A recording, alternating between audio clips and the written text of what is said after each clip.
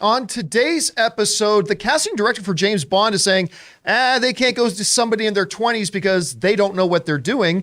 Jamie Foxx was rushed to the hospital. Mia Goth has been added to the cast of Blade. That's going to make a lot of people excited. Dune 2 and the Marvels are releasing back-to-back. Is one of them going to overshadow and dominate the others? Guardians 3 put out a new promo spot, and we get our first looks at Nathan Fillion and Sylvester Stallone. Who is best suited to run the new Harry Potter franchise? That and a whole bunch more. The John Campea Show starts right now.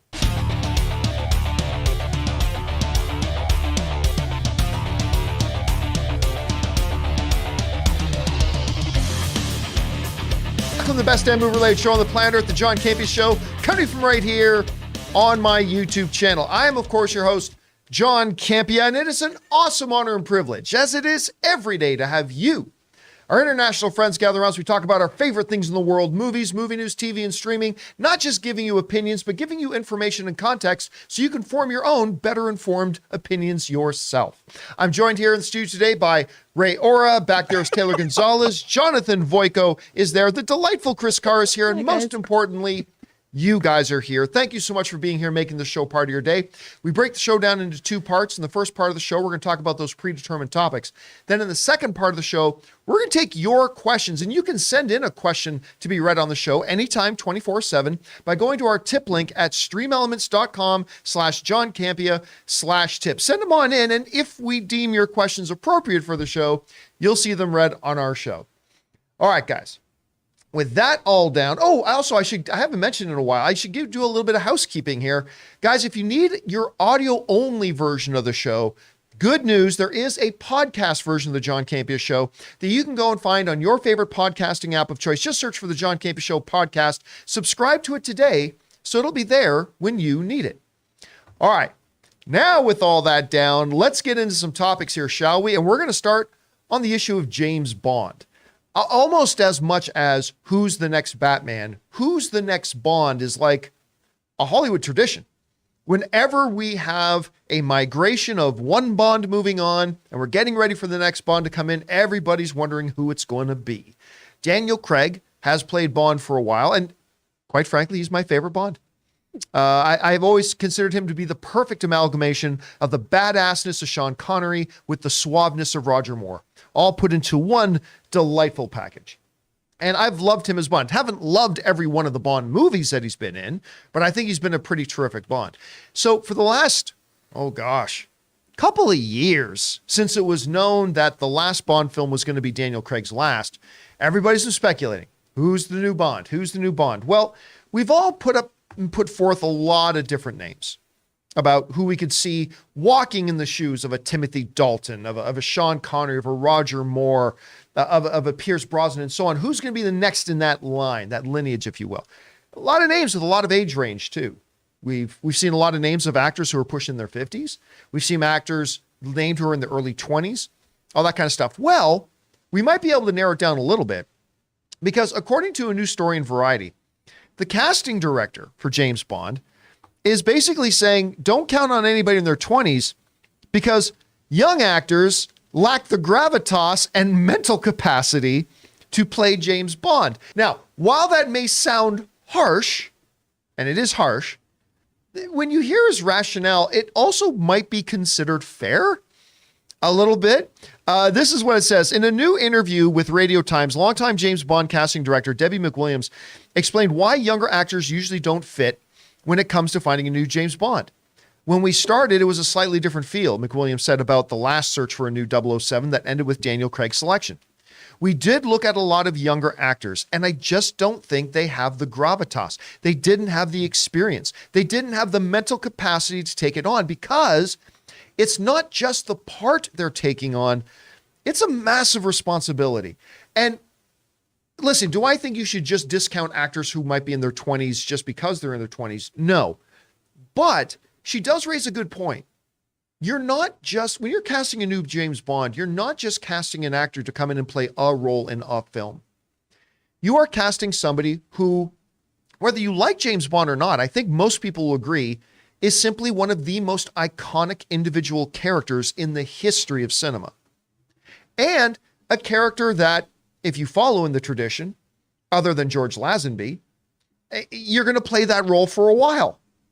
And you're going to carry this franchise for a while. You are the face of this franchise, nay, the face of England for the years that you play James Bond. And so it is a massive thing. And so when she says, look, we just got to get somebody in that we know can not just have the talent to play a role, we got to know that they can carry this responsibility of being that. And quite frankly, maybe somebody more in their 30s is a little bit more appropriate for it. Now, she does also say, by the way, that they are going to look for somebody more in their 30s, because when the new person gets cast, you know what it's like today.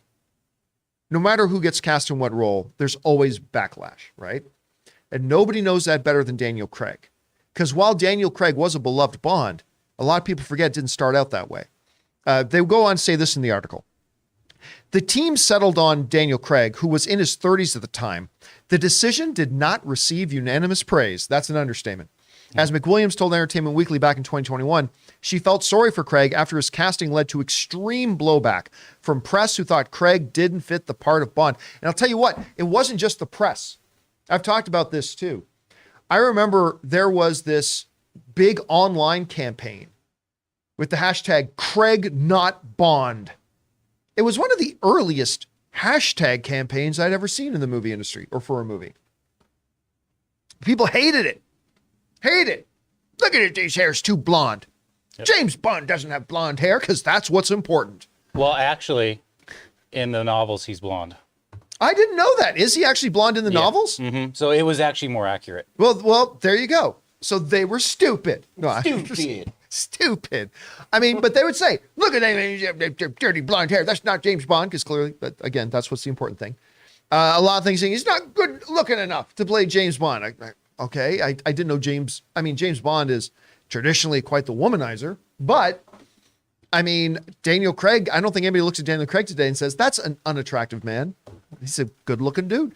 But it was just funny, the blowback. And now today, as we flash forward, I remember the same kind of stuff happened with Hugh Jackman when he was cast as Wolverine. Same sort of thing happened with Heath Ledger when he was cast as Joker. You know, there's a history of that. Then you fast forward and say, oh, look at that. Now, look, it's okay as a movie fan to think, I think that role was miscast. That's one thing. But to be so adamant that this person can't play James Bond, but it happens. And then we look back, and we've all had actors, right? We've had actors we look at it and go, I don't know, like Brandon Routh. I gotta say, when Brandon Routh was cast as Superman, I had my doubts. I had some very verbal doubts. I mean, he looked great for the part, sure. But I'm like, this was an inexperienced actor. Superman's an important character. And I had my issues. But I ended up loving Brandon Routh. Not as much as Henry, but I ended up loving Brandon Routh as Superman. So it's kind of interesting hearing this. So Chris, as an actress yourself in this industry and stuff like that, I'm sure you come across maybe one of the first things your eyes fall to when you're seeing a call sheet or whatever is like age range or whatever. What do you think about the comments here that somebody in their 20s being a new James Bond just isn't a good idea? Do you agree, disagree, overly harsh? Spot on. What do you think? From a character standpoint, I think it totally makes sense, right? If you are some young 20-something, why would you be in these elite rooms? Why would you be in these like very high-end, opulent things with like big political leaders or things like that? From an espionage standpoint, I think you'd stick out like a sore thumb, right? I also, though, I love the addition on here of they don't have the mental capacity, which I think the better that was phrase more harsh. Here. That was more harsh. I think really what they mean here is how overwhelming this is to somebody, especially a young actor. You know, we're going to be talking about Harry Potter later. You look at those young actors who obviously were, you know, in like their early teens when they were cast, 11, 12, that kind of age range. But that was really, really shocking for all of them to be thrown onto a global platform, right? To be in your 20s and have everybody scrutinizing you, that's got to be a lot to deal with. Daniel Craig at least had the good fortune of being an older, more seasoned actor who could kind of roll with those punches, as really, really uncalled for they were. But I think having a 20-year-old in there could kind of shake them up and make them freak out a little bit. But again, I think if you're looking at the character and what they're supposed to do and what they need to be doing in this, upwards of 35 makes sense. Well, he's also supposed to be a naval officer. So Yeah. how did he rank up in 20 years? Exactly. You got to have all that experience. Yeah. So does this narrow down for us the field at all? Because honestly, in all of the kind of speculating that we've done, and all of us as film fans have done about who, I can't recall a lot of people bring up a lot of names of people in their 20s, because a lot of the people that I would consider to be front runners for it would still fall in that age range. Like I still think of a Henry Cavill. I still think of a Tom Hiddleston. I still think of a why do I keep forgetting Quicksilver's name? Aaron Taylor Johnson. Aaron Taylor Johnson, Yeah. thank you. I still Madden. think of Aaron Taylor Johnson. I still think of, this is a little bit outside the box, but if you think about all the key elements, Dev Patel. I still think Dev Patel could be Dev really Patel would be interesting. wonderful. Henry Goulding would be wonderful. Henry Goulding is think another he'd one. be So all these guys incredible. still kind of fall in that, they're all in their 30s. Henry's approaching 40, but I think he's still in his 30s. But so I don't know if it narrows it down. Does it narrow it down for you at all? Do you think it's still the main names are It's still in really play? the age range that I was looking at before. Every time we've speculated about this, it's been more of an issue of, oh, are they outside the range they're looking for? You know, because it has been people approaching 40 or older. You know, like Idris Elba, I still think would be a really, really cool one. But Well, he shot that down. yeah, he's already talked about how he doesn't want to do that and how he's not the right age for it. But people, you know, like a Richard Madden too, around 36, Oh, that's 37. a great name. That's Like, another name I like a lot. The actors we just discussed all kind of fit the brief. All right, guys. Question is for you. What do you think about this? Apparently, the casting director says an actor in their 20s doesn't have the mental capacity or the gravitas to carry a James Bond thing. Do you think she has a point? Do you think she's being overly critical? Does it narrow down for you who you think the frontrunners of the new James Bond might be? Whatever you guys think, jump down to the comment section below and let us know your thoughts. All right, guys. That down. Let's move on to this, shall we? Jamie Foxx is just one of these actors. It just makes me smile when I see him on screen, even when it's in movies I really don't like whatever that latest Netflix movie, vampire movie he just did. What was the name of that one again? Day Shift. Day Shift. Was it called Day Shift? Yeah. Oh, that was awful. But I love him in it. Like even when he's even it's a bad movie, if he's on screen, I get a kick out of him. Looking right for that one. But unfortunately, news has come out that according to some sources, he was taken. Some other sources saying he was rushed. Jamie Foxx was unexpectedly rushed to hospital. Now, this came from a social media post from his daughter, who said this. She said, "From the Foxx family, we wanted to share that my father, Jamie Foxx, experienced a medical complication yesterday. Luckily, due to quick action and great care, he is already on his way to recovery. We know how beloved he is and appreciate your prayers. The family asks for privacy during this time. Much love, the Foxx family." That, of course, comes from his daughter. And I will just say this. As somebody who suffered 2 heart attacks, this sounds like the description of a heart attack. Now, it could be a dozen other things, but it says like an unexpected medical complication, luckily due to quick action, great care, on the road to recovery already. That there are other conditions that could fit that description. But again, as somebody who had a couple of heart attacks on the same day, that does sound like that. So it fits. That fits. Now it could be that, might not be that, whatever. The important thing is that one part of it. Luckily, due to quick action and great care, he is on his way to recovery. So that is ultimately the important thing here.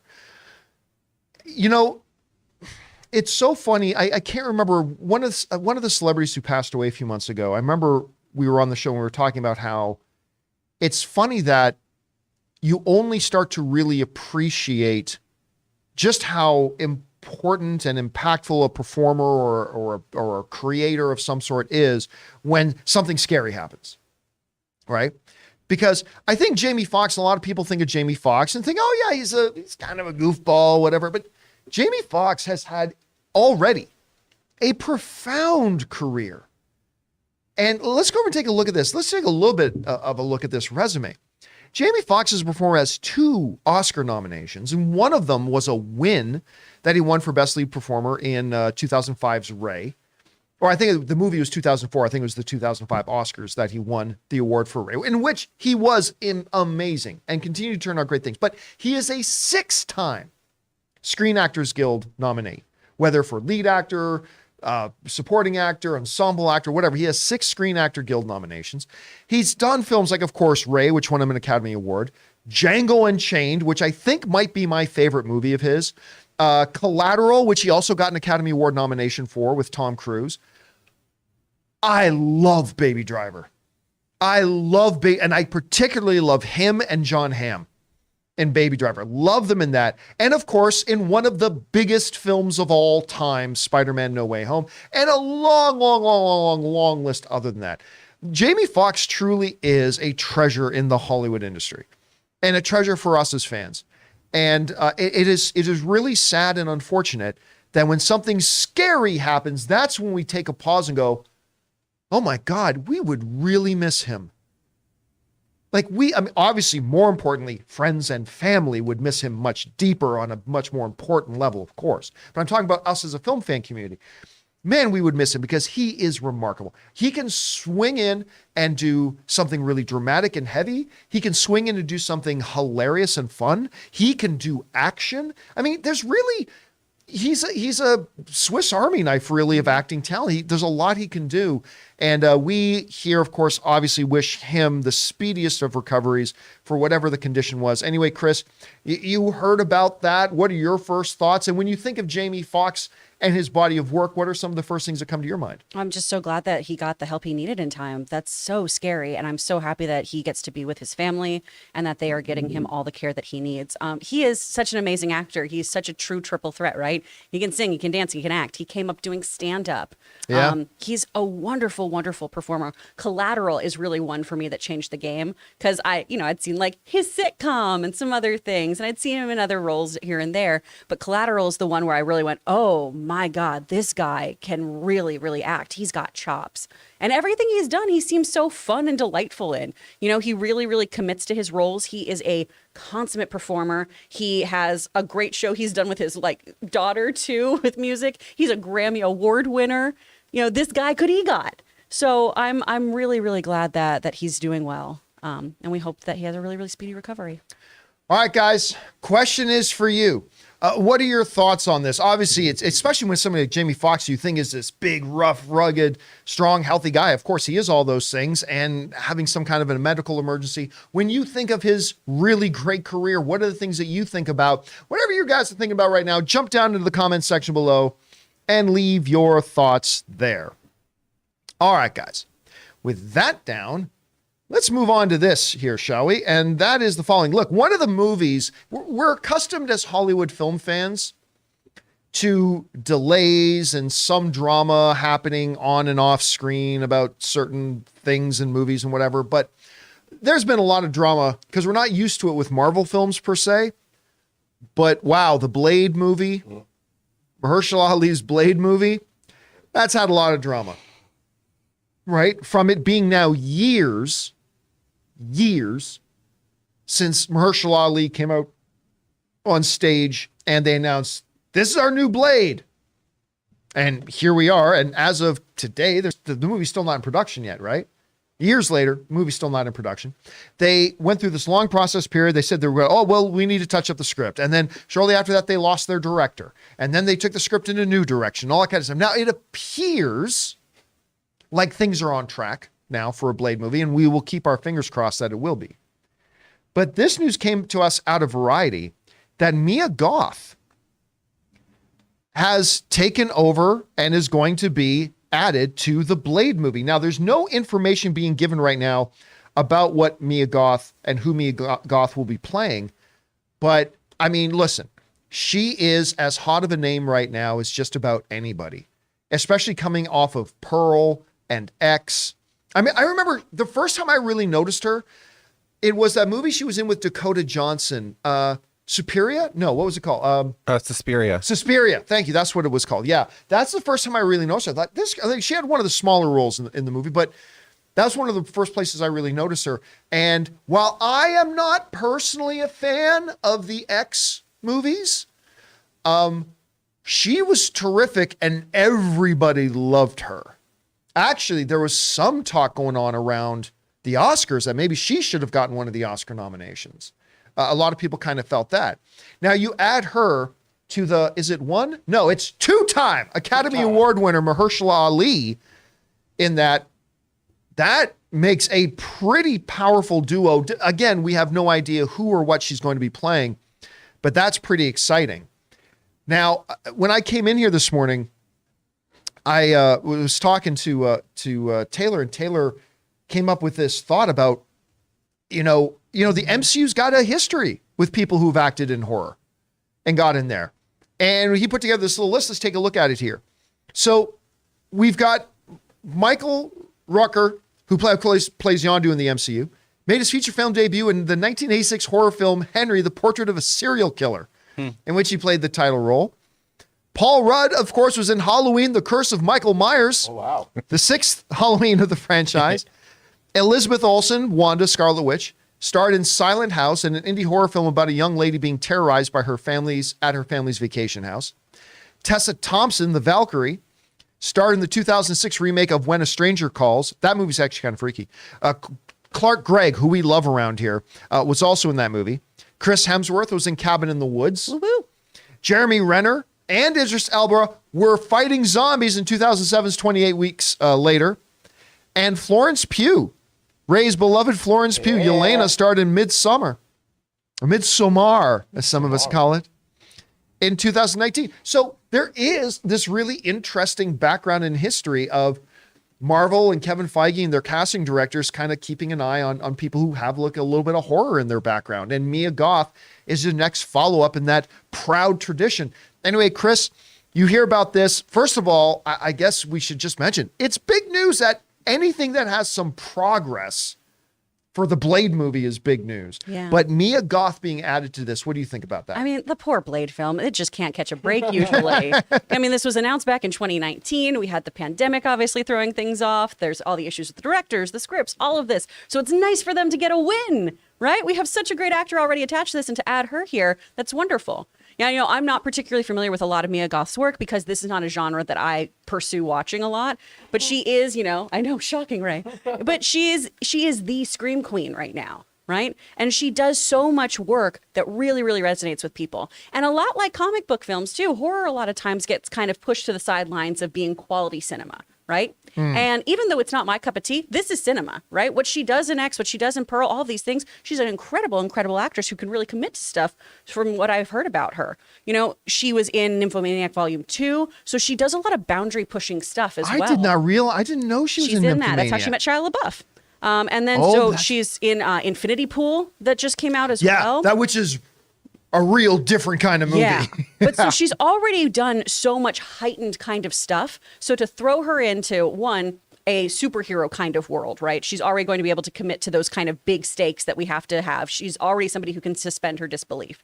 But then to put her in what could be this kind of horror-focused Marvel film, and should be a horror-focused Marvel film, is really, really exciting. And I'm sure horror fans are super pumped about it. Tay, do you love this? Oh my God, I am so excited. She has such a unique look to her too. Yeah. I can't wait to see what her role is. And then I would be remiss if I did not mention her upcoming film, you guys. Maxine. Come on, Max. Is it an HBO show? Should be. Anyway, guys, question is for you. What do you think about this? Mia Goth has been added to the cast of Blade. I mean, hell, Blade showing some more progress is a good thing in and of itself. Do you think she's going to fit in? Do you maybe not think she will work well with Mahershala Ali? Whatever you guys think, jump down to the comment section below and let us know your thoughts. All right, guys. With that down, let's move on to our Mint Mobile hotline question of the day. If you guys have a question for our show and would like to hear your voice on our show, go ahead and call our hotline number anytime 24/7 at 951-268-4259. And today we've got somebody calling in asking about a little bit of Dune versus the Marvels. Check it out. Hey, this is Paul, longtime listener, first-time caller. I just watched the episode. You guys are ragging pretty hard on the new streaming service Max for its dumb name. And while I agree that Max isn't the best name, I guess my question is, do you think maybe they're dropping the HBO branding so that it's easier to either sell off this streaming service in the future, or so that if they acquire other intellectual property, it'll be easier to throw onto the streaming service. You know, if you make this service exclusively an HBO service, I remember it was confusing, like, oh, but DC is also there and Cartoon Network. You know, it was a bunch of different brands under one umbrella. So does that maybe redeem the name for you a little bit? Interested to hear your thoughts. Thanks.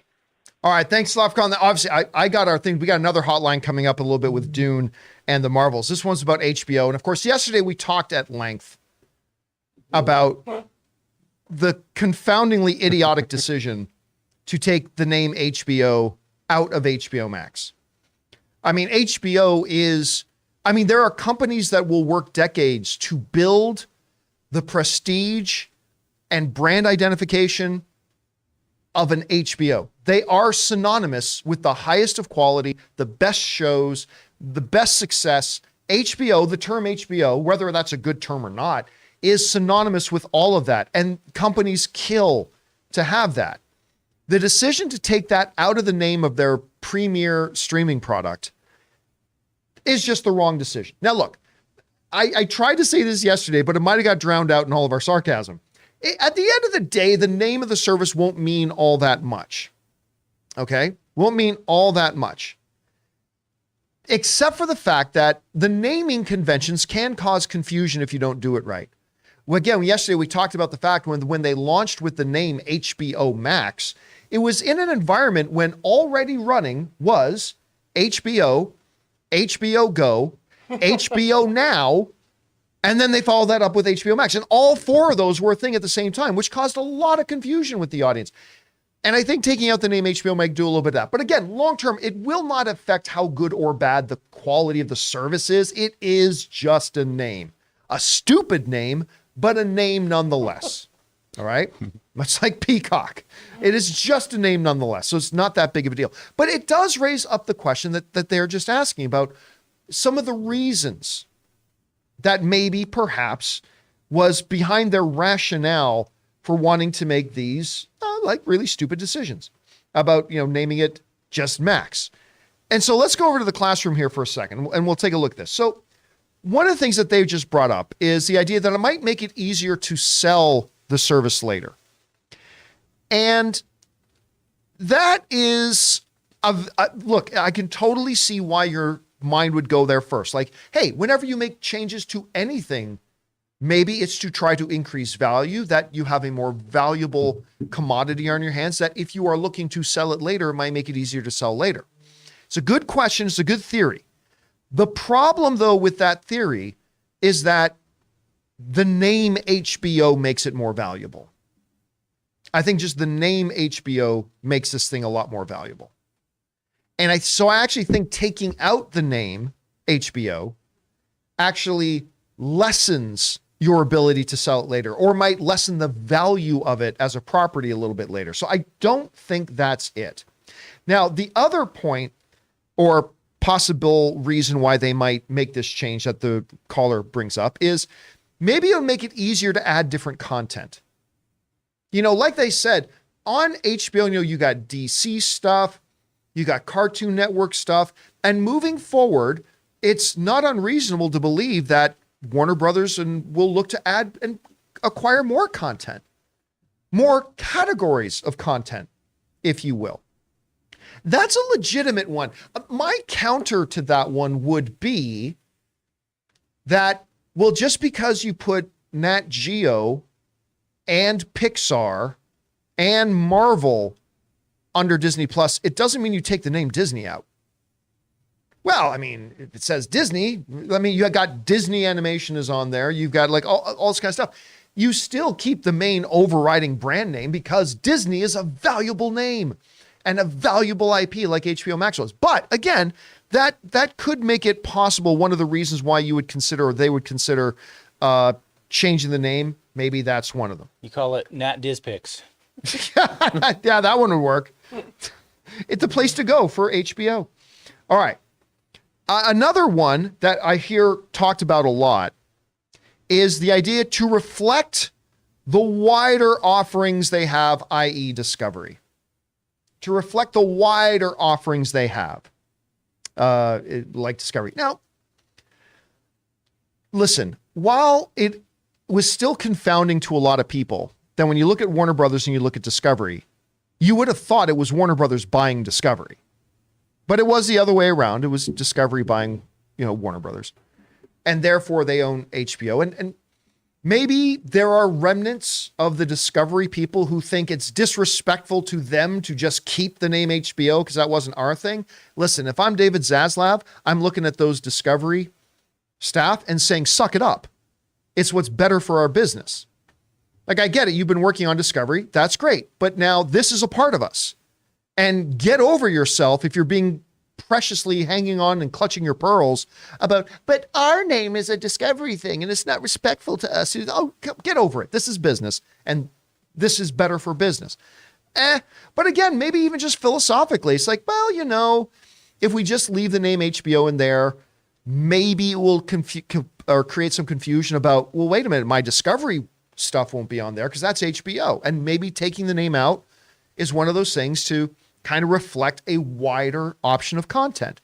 I could totally see that was maybe and probably a part of their discussions about going on with that. Now, when it comes to possible reasons here on this list for HBO being dropped from the name of HBO Max, that's all I got.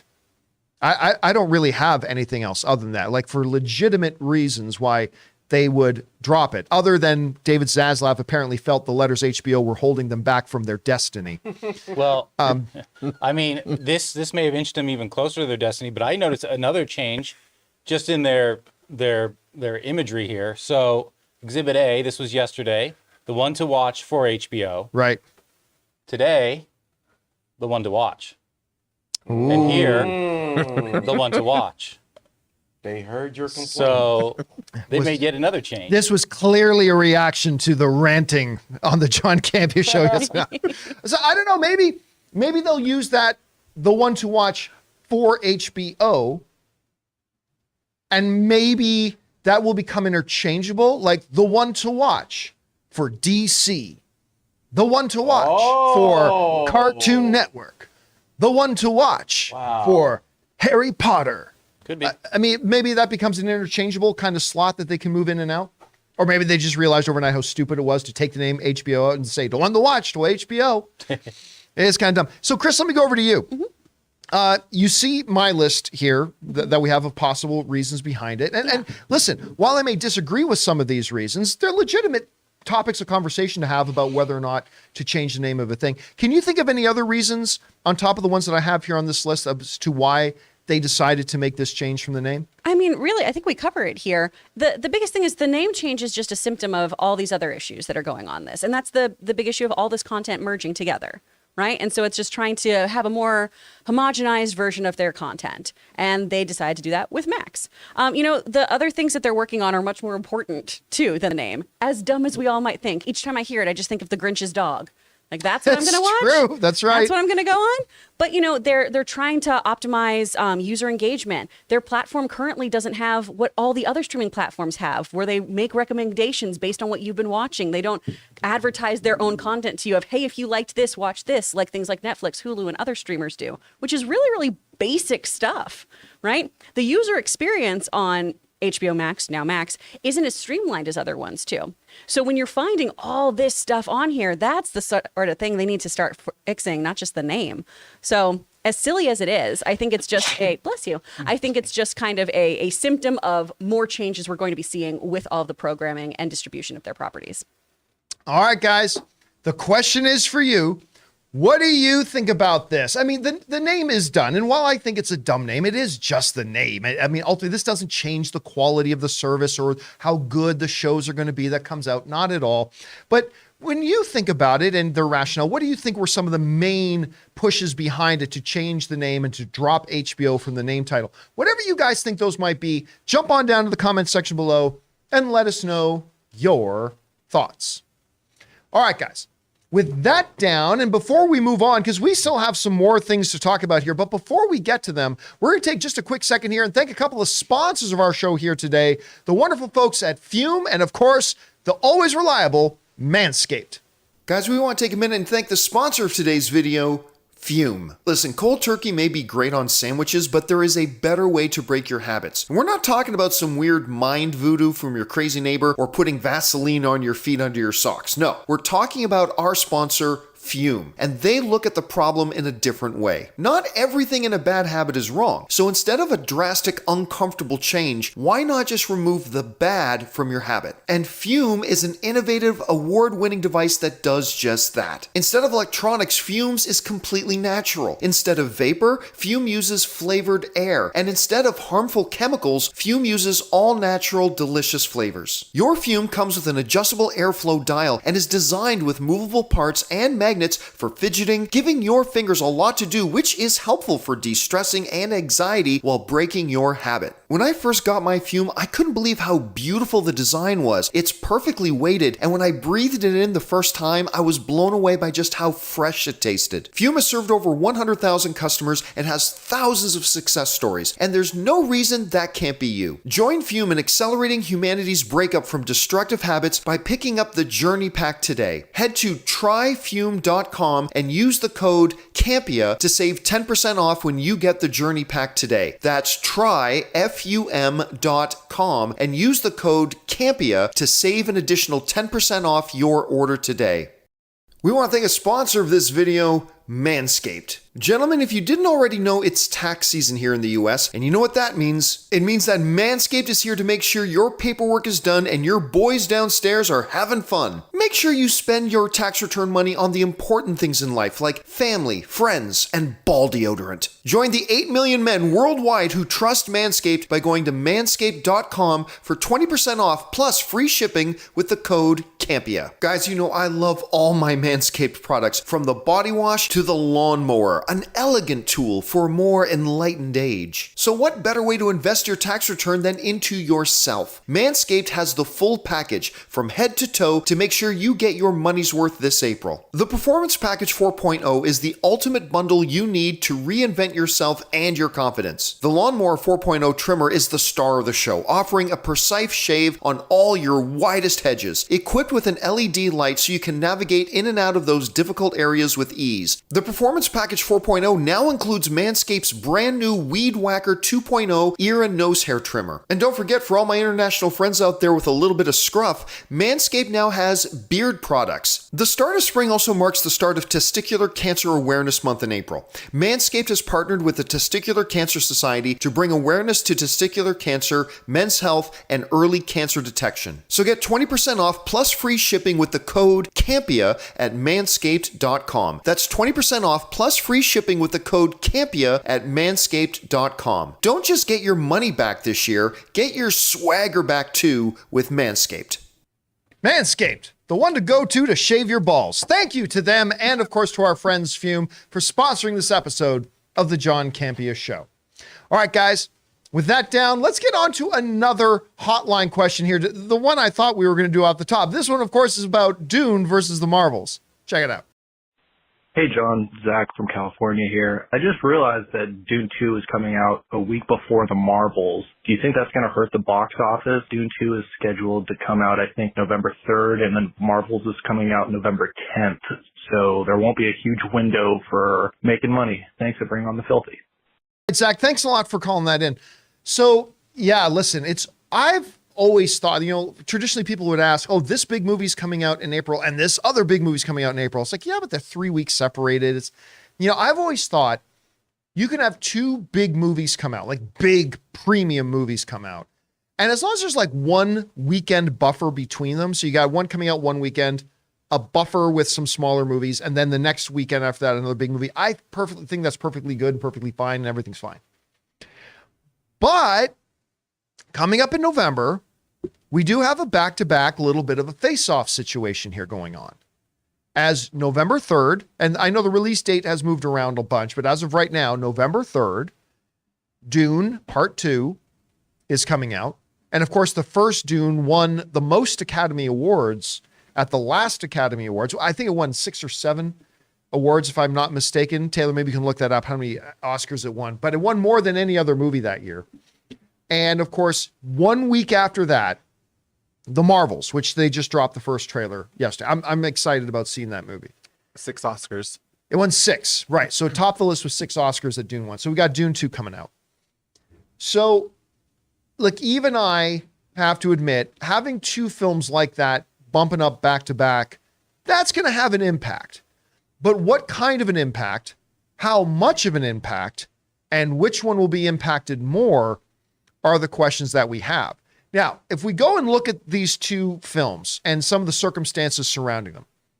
All right, now the first Dune Part 1, made $402 million, which when you think about a blockbuster, that's a small number. But you have to remember that when it was released in 2021, theaters were still struggling with the COVID stuff and getting audiences back into the theaters for COVID, right? That was still not a common thing. Also, and this is the big one, this is when Warner Brothers was still under the ownership of AT&T, and Jason Kilar made the all-time biggest idiot decision in the history of studio heads by taking all of their films that year and dropping them on HBO the same day they would drop in movie theaters. So clearly that hamstrung Dune's box office potential. So when you look at that $402 million, I think you also have to keep those factors in mind. But also keep in mind that while hardcore genre fans are well aware of and celebrate the name Dune, you know, much of the average movie-going audience is not familiar with Dune at all. And quite frankly, may come across as a little bit confusing to some average filmgoers. So there was that. Now, you contrast that with Ms. Marvel, or Captain Marvel, I should say, came out and swiftly joined the $1 billion club, made $1.1 billion at the box office. And of course, it was a part of the big MCU machine. Now, you could also make the argument, I suppose, that, well, you also have to take into consideration not a lot of average film fans have ever heard of Captain Marvel. That's true.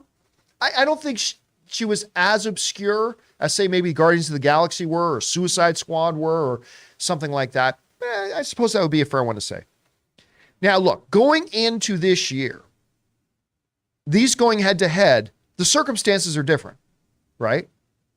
Because, yes, while Captain Marvel made $1.1 billion, and while Dune made, quote-unquote, only $402 million, which is still more than how much? Black Adam. Still more money than Black Adam made. Stop picking on him. It's a little bit of a different thing. Dune is now a beloved movie. People freaking loved that movie.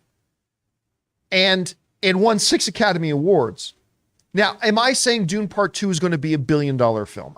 No, I don't necessarily. I do not necessarily believe that Dune Part 2 is going to be a $1 billion film. But it's going to make more than the 402 the first one made. So you look at Captain Marvel, or The Marvels, aka Captain Marvel 2. Is it going to make $1 billion? I don't think this one makes $1 billion either. I think there's also a bit of a novelty to the first one. And while we all knew it was going to be very successful, I didn't expect Captain Marvel to make $1 billion. And I don't expect the sequel will either. The newness of the character is gone. They haven't really done much with Carol Danvers since the Captain Marvel movie. Yes, she's made appearances in some other Marvel fare, but they really haven't done anything significant with her. Like, you can look at Natasha Romanoff, you can look at Black Widow, Scarlett Johansson's Black Widow, right? And while she never had, up until Black Widow came out, she never had her own movie, she was a significant presence in a lot of films. So by the time her own movie came out, there was more interest. And the Black Widow movie was so-so. But still. So since this movie came out, and what year did Captain Marvel come out? 2018? 2007? 2019. Oh. 2019. Okay. So in the 4 years since that movie came out, they really haven't done much with her. She appears, she has a line or two, she does some big action things. Of course, in Endgame, when one of the great moments, not the best moment of Endgame, but one of the great moments of Endgame, of course, is when like the Thanos' giant battleship's in the air and just blowing everybody to hell, and all of a sudden the guns stop firing.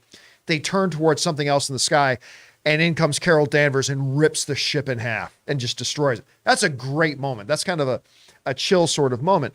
But again, they didn't really do much with her. She doesn't have a lot of screen time. She's always busy. She Always always busy. shows up. She's like, I'm busy. And on top of that, she has 2 co-leads with her in this one. Then unless you watch Disney Plus, and not everybody does, you don't even know who these 2 co-leads are. Who's Photon? Who's this Ms. Marvel character? Like, So I think that's going to hurt it a little bit. So if we go back to that graphic, yeah, the first Dune only made 402. I expect it to make more. Yeah, Captain Marvel made 1.1 billion. I expect this next one to make less. But where are they going to meet? And which one impacts the other more? I think Ms. Marvel gets impacted more. I think the Marvels gets impacted more. Because I don't think anybody who's wanting to see Dune is going to skip seeing Dune because the Marvels opens this weekend. You know what I mean? Whereas I can see people who are interested in seeing the Marvels going, I didn't get a chance to see Dune opening weekend, so I got to go see it first, right? So I honestly think that the one that's going to get a little bit more impacted here is probably Captain Marvel. Although the Marvels. Although to that argument, it might pad the Marvels' second week then, if they staggered it could a little bit. It could, but there are going to be people when you have these movies back to back. People's schedules are busy. You know, a lot of times they're going to pick one movie they can see a month or whatever, and some might have to pick between Dune and Captain Marvel. Diehard MCU fans will pick Captain Marvel. I think a lot of the more average movie-going audience, they may go with Dune. The one they saw won all those Oscars and everybody's raving about and all that kind of stuff. I was shocked. My wife Ann knows nothing about Dune. Nothing about it. Hardly ever even heard of it. Doesn't know she had no idea if it was about desert sand surfing in Baja. Like she had no idea. No idea. She went in to watch Dune with me. The credits started to roll. The lights came up. I turned to her. I said, so what did you think? And she just kept staring straight at the screen. She said, this might be my favorite movie of all time. It actually challenged Tom Hanks's Big on my wife's favorite movie of all time list. And then she proceeded to watch it like 20 times after that thing. And now that was not everybody's experience with Dune, but it was significant. Anyway, Chris, we see as of right now, barring any other release date shuffling, we got Dune and then Captain Marvel releasing back to back. Is this going to be, you know what? They're really not going to impact each other. Do you think one might be impacted a little bit more? I don't know. How do you see this shaking out? I do feel like these two have a big crossover audience, so I think it will affect them. I'm going to be one of those people who goes to see Captain Marvel first and prioritize that because, like Anne, I didn't know anything about Dune. That book was published in 1965, and I have never gotten around to reading it. And when I watched that movie, I did not have the same experience where I went, yeah, okay. Whereas Logan was just, oh my gosh, this is such a great adaptation of the book. This is so well done. And I was like, it's like boring Tremors. What? I don't know. I know. It just wasn't for me. And I think if the second part was there, because at the end I was like, oh, this is interesting. I would have liked some more stuff there. I know I'm in the minority here. I know most of you love this movie, and that's great. But for me, I'm not that jazzed about it. It's stunning. It is done really, really well. The cinematography is incredible. All of the world building is really, really great. But I was pretty bored. So I'm sure Captain Marvel will take a hit, but that's the one I'm going to prioritize. At the end of the day, when it's all said and done, so we're heading into January of 2024, and we're looking back at the box office results from the year. Which movie makes more, Dune 2 or The Marvels? The Marvels, I'd say. You think the Marvels will make more than Dune? Overall, Chris? worldwide? I think so. What about you, Taylor? I think the Marvels, but I'm looking at November's release dates right now. There's also the Hunger Games prequel. There's a new DreamWorks Trolls movie. There's a new Disney animation Wish movie coming out. So November is going to be pretty stacked. Was Wish moved? I don't know. I'm looking at Movie Phone, and it's saying as of right now, November 22nd of 2023. Okay, I thought that was moved. I might be wrong about that. I thought that was. I don't think Trolls is going to be. I don't think anybody's sweating Trolls, which is really. I know this bad. Trolls was when my wife was one of the bigwigs over at Hasbro. That was one of her properties. Managing was Trolls, so it's bad for me to say it, but I really don't think anybody is sweating Trolls right now. And it's like the fourth one too, I think. Oh, it might be like the fourth or third seventh movie? for all I know. Yeah. I actually think Dune is going to make more money. Listen, as great as Ms. Marvel is, and you got to watch Ms. Marvel if you haven't seen it. It's fantastic. But as great as it is, very few people watched it. And when people look back, I mean, a bunch of people watch WandaVision, but when people look back and think about WandaVision, they weren't thinking of Photon. They weren't thinking of Rambo. They were thinking about Wanda and Vision and what is grief if not love persevering. Still one of the greatest lines ever in the history of any comic book fair ever. It's grief, right? Mm-hmm. What is grief if not love persevering? Oh, still one of the greatest lines ever. I love that. But listen, I liked her very much in it. I did. I personally liked her very much in it. But she was a minor player at best. Even if she did get a bunch of screen time, her actual influence in the show was very minor. And I don't think a lot of people care. So I'm going to differ from the rest of you guys. I actually think Dune is going to make a little bit more money than the Marvels. Either way, I think both can be very big. I'm looking forward very much to watching both of these movies. So we'll see how it goes. Question is for you guys. What do you think about this? We got Dune and the Marvels, as of right now, opening back-to-back weekends. Do you think they're going to have much impact on each other? Maybe you don't think they're going to have any impact at all. Which one do you think will ultimately, at the end of the day, end up not which will be the better movie, because Dune is going to be the better movie, but which one do you think will actually get more people and put more butts in the seats? Do you think it'll be Dune? Do you think it'll be the Marvels? Whatever you guys think, jump down to the comment section below and let us know your thoughts. All right, guys. With that down, let's move on to this, shall we? Speaking of big Marvel movies that are coming, Guardians of the Galaxy Volume 3 is, of course, on the way. We're now just a matter of weeks away from the movie coming out. And I was already excited about it, but after watching the holiday special, the Guardians of the Galaxy holiday special, which I thought was going to be dumb, and I was not even looking forward to watching it. And then I watched it, and it is now my favorite Christmas special of all time. I will now every year, before I go to Rudolph and before I go to Frosty, I'm going to watch the Guardians of the Galaxy holiday special every year over those ones. That's how much I liked it. I told everybody it was going to be stupid. I told everybody who cares about it, all that kind of stuff. And then I had to eat my words when I watched it because I'm like, this is like the greatest Christmas special I've ever seen. I love it. So that made me even more excited for Guardians. Now, of course, the marketing is still going for it, and a new 1-minute promo piece is dropped online for Guardians of the Galaxy 3. A lot of things that we've seen, some standard stuff we came to expect, but there's a couple of appearances in this trailer that I think caught some people by surprise. First is Rocky J. Rambo, Sylvester Stallone. They actually feature Sylvester Stallone. Do you have that image there, Jonathan? There he is. Stallone popped up in it. Of course, now he appeared in Guardians of the Galaxy 2 as the captain of the Ravagers? Ravagers. Yeah, was the captain of one of the Ravager crews. And so obviously he worked with James Gunn in Suicide Squad. He is the voice of King Shark. So him and James Gunn are working a lot together. So still, I did not know for sure that he was going to be popping up in this, but here he is. But also another longtime James Gunn veteran, one of our favorites, good Canadian kid, Nathan Fillion. Yeah. Also makes, now, Nathan Fillion was actually in the first Guardians of the Galaxy movie. He was in the prison, but he was a CGI character. So he did the mocap for it and he did the voice for it, but they modulated his voice and you couldn't tell that it was him. But this time, it looks like we're actually going to see him pop up in this, which is terrific. I expect it's going to be a very small role. I'm not expecting a significant or major role, or else we might have seen a little bit more of it so far. But I get a big kick out of seeing that James Gunn is kind of bringing everybody in.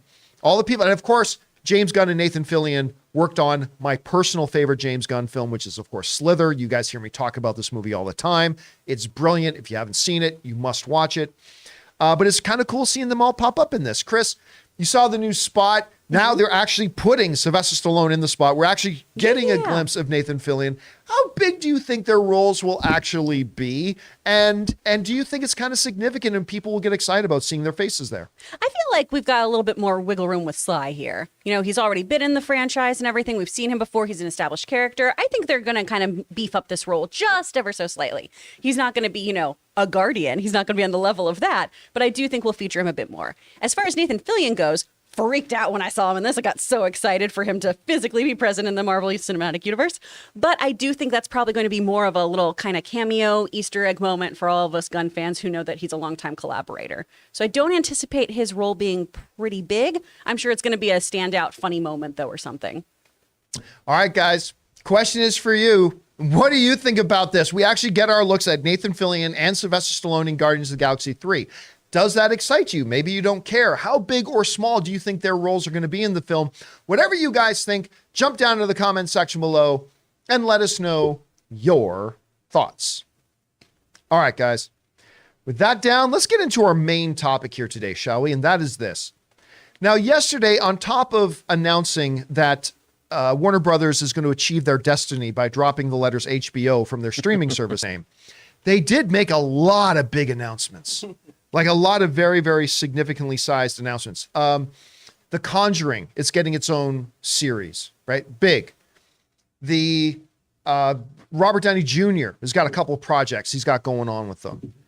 The Barbie house reality show competition is coming. Oh, yeah. And the world stood still for a moment when they announced that. But of course, really, other than also they showed a Penguin teaser, which I thought was fantastic. That's got me super excited for the Penguin. But they made it official. We reported a few weeks ago that there were reports going around that Warner Brothers was looking at doing a Harry Potter series, and such a series would be based on each one of the books being represented in a season of television. So Claire, they'd be rebooting the franchise, starting from scratch. And yesterday they made it official. The Harry Potter series and franchise is coming. And they're going to go back to the beginning. And they called it a 10-year series, which makes me assume that there's going to be a couple of the books that get split into 2 seasons. But they're going to do it over the course of 10 seasons. It's a 10-year plan. You got to think about 10-year plans. I said James Gunn was going to make a 10-year plan for DC. Now they got their 10-year plan for Harry Potter. Now I got to survive another 10 years. Just to make sure you get to see this one, which means, of course, all new cast. We're going to have a new Harry. We're going to have a new Ron. We're going to have a new Hermione. We're going to have a new Dumbledore and Snape and everybody else. And we're going to have a lot of questions to ask about that as we move on. But the question I wanted us to address here today, because something they did not answer about this yesterday, who's going to run this show? Because I'm telling you, in the world of movies, the first person who will be most responsible for the quality of a film, not 100% responsible, but most responsible, is the director, right? That's not the case in television. The case in television is who's running the show, who's the showrunner. That will be the person that will ultimately be the guiding North Star of the show and set the overall pace and direction, hire on the directors to direct their individual episodes and lead the writer's room and all that kind of stuff. It's the showrunner. And so who is the ideal person or people to actually helm this Harry Potter kind of universe and this Harry Potter world? Now, normally I lead off with stuff like this, but Chris, let's go over to you on this first. This is going to be it is going to be, number one, it's not going to be the most flashy announcement that comes out about the new Harry Potter series, about who's going to be the showrunner.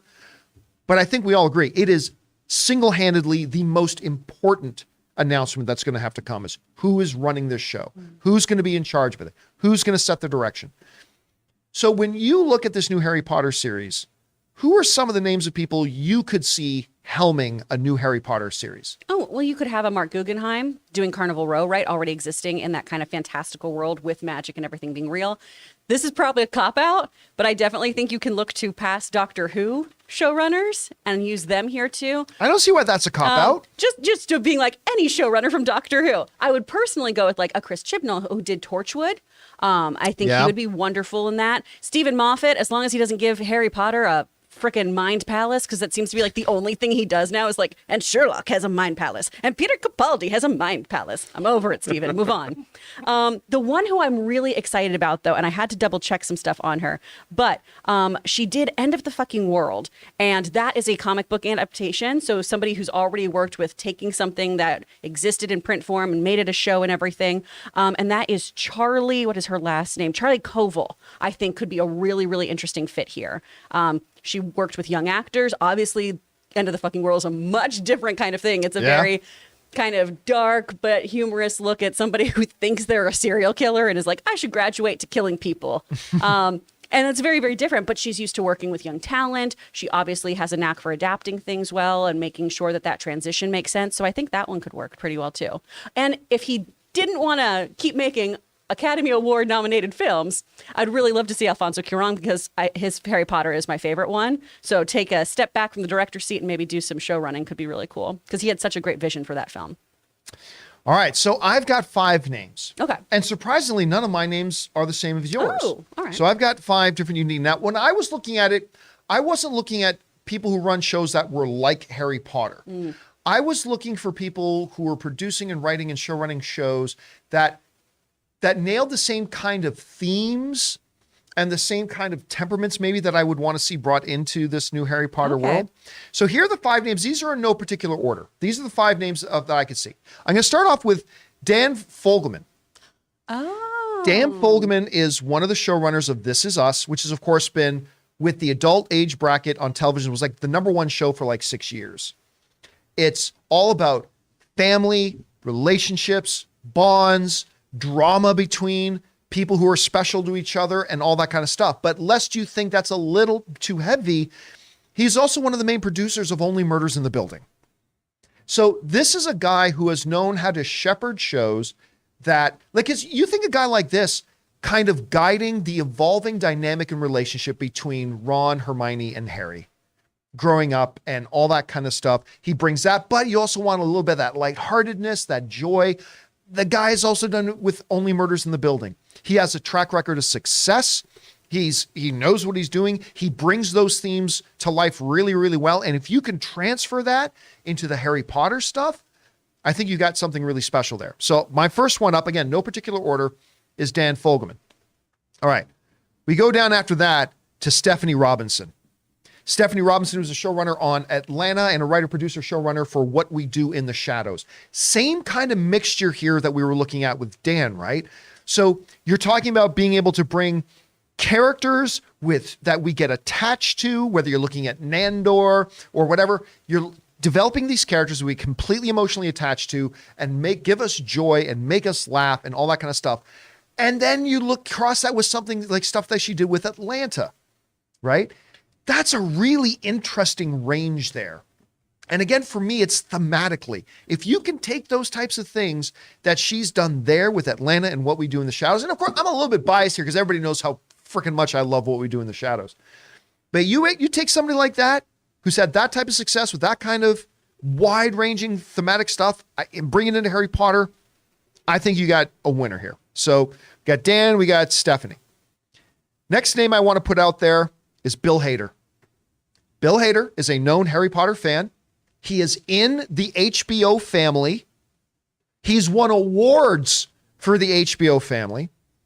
He's the creator of Barry. He was a dialogue writer on Inside Out, a writer for South Park, a longtime writer on Saturday Night Live.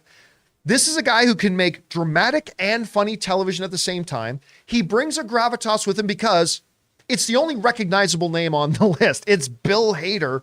But again, HBO might be looking at this and saying, let's keep this one in-house. Let's keep this one in-house. To which you might say, well, why not then the showrunner of Succession or whatever? I'm looking for themes here, and I don't see a lot of transferring principles from Succession into a Harry Potter world. But Bill Hader, he's in the HBO family. He is a fan of the property, and he's got a lot of diverse stuff of making some really, really great entertainment that also goes into great depth with the success that he had with Barry. All right. A couple more names here. The next one up I want to mention is Bill Lawrence. Bill Lawrence is the creator of Scrubs, and right now he's got 2 of the best shows on television right now with Ted Lasso, and Chris and I have been telling you guys about Shrinking. Mm-hmm. If you are not watching Shrinking, you are not making good choices with your life.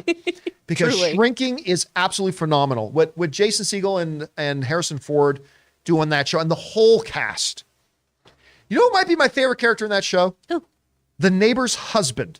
I love him so much. What's his name again? It's not Dan, is it? Oh, I can't remember I'll because try and so look. many times too, the best friend just refers to him as husband. Yeah, but Where he's just like, okay. For argument's sake, like two of the best lines I ever heard, because he's a character who just pops up and gives one line and then walks away. It's like, hey Dan, what are you doing? Just walking the dog I never wanted. That's one of the, I don't know why that killed me. Is it or it's Derek? like the guy, Jason goes over to see if his daughter's at their house. Hey, is my daughter in there?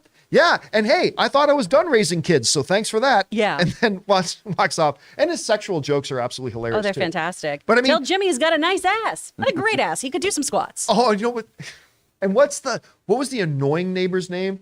Let's just say Karen for argument's Liz, sake. his wife? No. Oh, no, the really mean The one. woman that Liz is arguing Yeah. with. So his wife is arguing with, let's call her Karen for a second, and she's arguing, and then Liz's husband pulls up. He goes, "Hey, Karen," and Liz turns over and goes, "We're mad at Karen. Eat a dick, Karen." He's great. Anyway, let's get back to Bill Lawrence. Again, talking themes.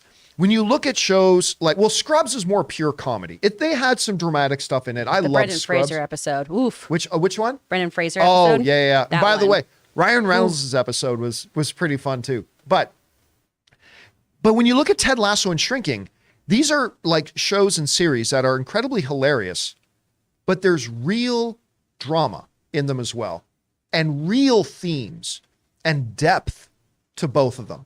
That when the humor hits, it just makes the humor hit all the harder. You know what I mean? And so you got a guy with this out of anybody on this list, I think Bill has the best track record of success. So you bring this kind of a resume, that kind of a track record of success, and you ask him to take a lot of those principles and transfer them over to a Harry Potter world. He's one of the most respected guys in the business. I don't know if he's a Potterhead or not. I've not heard if he is or not, but you take a guy like that with that type of resume and is able to write and create that kind of stuff and guide those types of stories. I personally think he'd be a pretty good fit for a Harry Potter. All right, let's move on to my last one here. A little bit out of the box.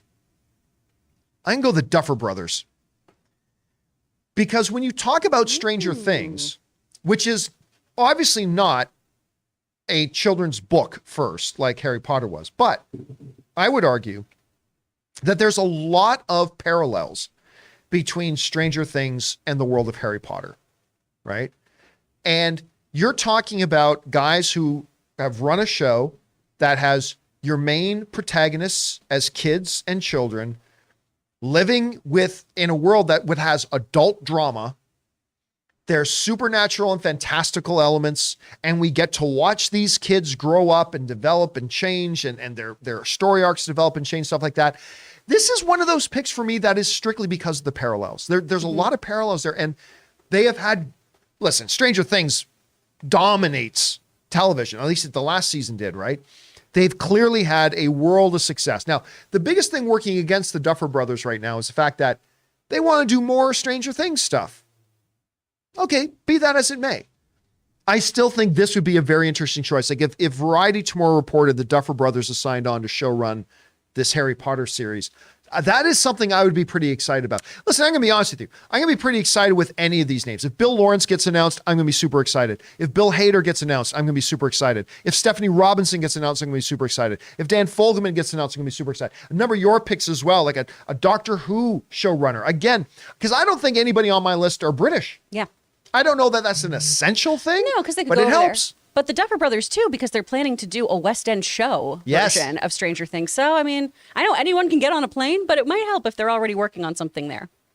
And so listen, on tomorrow's show, we're going to go in and talk a little bit about, we're going to do something I don't normally like to do, which is the little bit of fan casting thing. But we're going to talk tomorrow about ideal adults playing the adult roles in Harry Potter. Who can we see playing Snape? Who could we see playing, the various adult characters out? We'll talk about that one tomorrow. But the most important decision they need to make is who's going to run this thing. And you heard some of Chris's, we've heard some of mine. What about you guys? Do you guys have some big names involved? They don't even have to be big names, but do you guys have some names on the top of your head who could actually step in and just be a great showrunner, executive producer, head writer, whatever term you want to give it, to run the new Harry Potter series? Whatever you guys have on the top of your head, jump on down to the comment section below and let us know your thoughts. All right, guys. With that down, we're now going to move on and start taking the questions that you guys have been sending into our show. Once again, using our tip link that you can go to and use anytime 24/7 at streamelements.com/JohnCampea/tip. We'll get to those in just a second. But before we do, we're going to take just a moment here and thank a couple of more sponsors of today's episode, the great folks at Rocket Money and my mobile service provider, Mint Mobile. Guys, we want to thank a sponsor of this video, Rocket Money. The average person has around 12 paid subscriptions. Think about that. If you think you're only subscribed to a handful of services, you might want to double check. With Rocket Money, you can quickly identify and cancel all of your unwanted subscriptions. Rocket Money, formerly known as Truebill, is a personal finance app that finds and cancels your unwanted subscriptions, monitor your spending, and helps you lower your bills all in one place. Rocket Money will quickly and easily identify your subscriptions for you so you can stop paying for the ones you don't want and don't even use. Simply find the subscription you don't want and press cancel, and Rocket Money will cancel it for you. No more long hold times with customer service or tedious emailing back and forth. Rocket Money makes canceling subscriptions as easy as the click of a button. My wife Ann and I moved out of Burbank 2 years ago, and one of the first things I discovered when I loaded up Rocket Money was that I was still paying for a gym membership I haven't even been to in Burbank in 2 years. So stop throwing away your money. Cancel unwanted subscriptions and manage your expenses the easy way by going to rocketmoney.com/Campea. That's rocketmoney.com/Campea. rocketmoney.com/Campea. We want to thank a sponsor of this video, Mint Mobile. From the gas pump to the grocery store, your utility bills and favorite streaming services, inflation is everywhere. Seriously, make it stop. Thankfully, there's one company out there that's giving you a much needed break. It's Mint Mobile. As the first company to sell premium wireless service online only, Mint Mobile lets you order from home and save a ton with phone plans starting at just $15 a month. You guys know that ever since I switched to Mint Mobile, I've been saving almost 70% a month over my old phone plan. For people looking for extra savings this year, Mint Mobile offers premium wireless for just $15 a month. By going online only and eliminating the traditional cost of retail, Mint Mobile passes the significant savings on to you. All of their plans come with unlimited talk and text plus high-speed data delivered on the nation's largest 5G network. Use your own phone with any Mint Mobile plan and keep your same phone number along with all your existing contacts. Switch to Mint Mobile and get premium wireless service starting at just $15 a month. To get your new wireless plan for just $15 a month and get the plan shipped to your door for free, go to mintmobile.com/Campea. That's mintmobile.com/Campea. Cut your wireless bill to $15 a month at mintmobile.com/Campea. And thank you to our friends at Rocket Money and, of course, Mint Mobile for sponsoring this episode of The John Campea Show. All right, guys, with that all down, let's get over to your questions you guys have been sending in. So, Chris, what do we got up here first? There we go. From Dorfer UK, you misunderstood my message yesterday. I know Paycheck was not directed by Ben Affleck. I mean, I think it's his best movie he's been in. That's my opinion anyway. 100% directed by the legend John Woo, such as Broken Arrow, Face Off, Mission Impossible 2, and Paycheck. Listen, I like Paycheck. I do. I like it. I don't think it's near his best movies. I mean, especially when you're looking at movies like Argo, that did win, of course, Best Picture of the Year at the Academy Awards. Changing Lanes might be my favorite one of his, which is absolutely fantastic and incredible. And I love him as Batman, but Paycheck is one that doesn't get mentioned often. So full points to you for bringing that one up. All right, what's next? From Tack, realistically, what is the box office ceiling of a Mandalorian finale movie? I think Kathleen Kennedy is overestimating the popularity of the series and the amount of people who've all seen all the Disney Plus shows about this era. Maybe it's direct to streaming? Listen, what the actual ceiling box office of it will have a lot to do with what's the status of these shows by the time a couple of years from now that they get around to actually making the movie. The popularity of Mandalorian is waning. That's not an opinion. That's statistical fact, right? We talked about the other day. The viewership of the show is down 25% from the year before.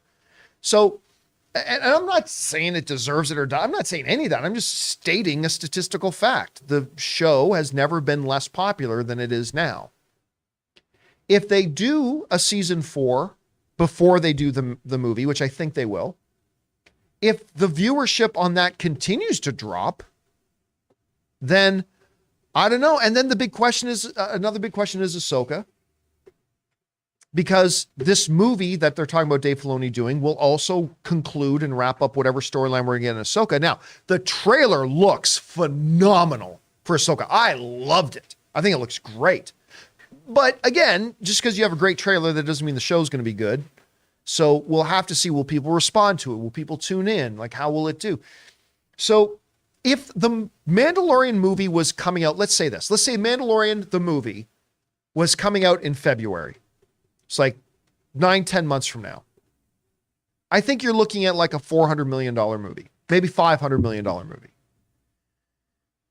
Now, if we're waiting a couple more years for that movie to come out and Mandalorian puts out a new season and the ratings on it continue to drop and blah, blah, well, then we could be looking at 300 million or something like that. If the next season of Mandalorian comes out and it slays and everybody loves it and Ahsoka's the greatest show ever made, well, then that mark goes up from maybe to $600 or $700 million you can make.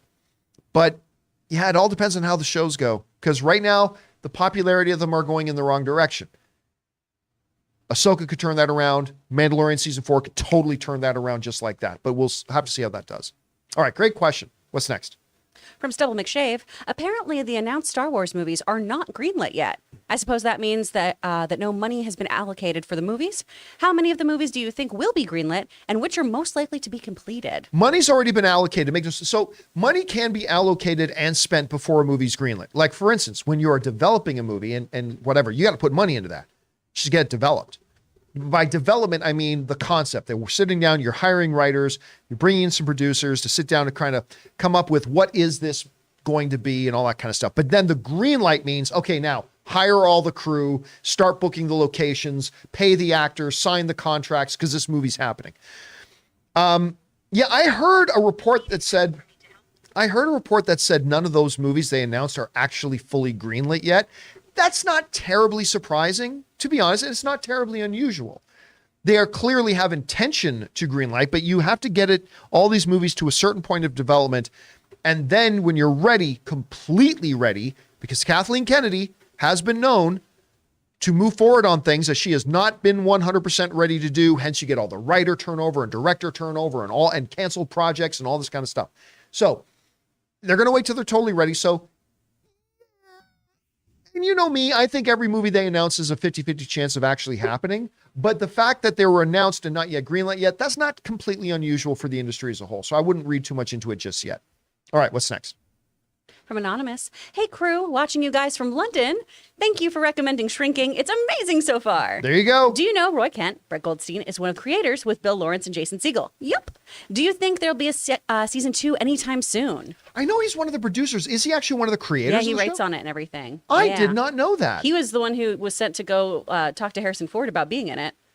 And so he showed up at Harrison Ford's house. And, wow. And then Harrison Ford was just like, yeah, I'll do Boy. it. Do you want me to cook dinner? And he was like, yeah, okay. Yeah. That would be a conversation. What are you doing at my house? Doing it.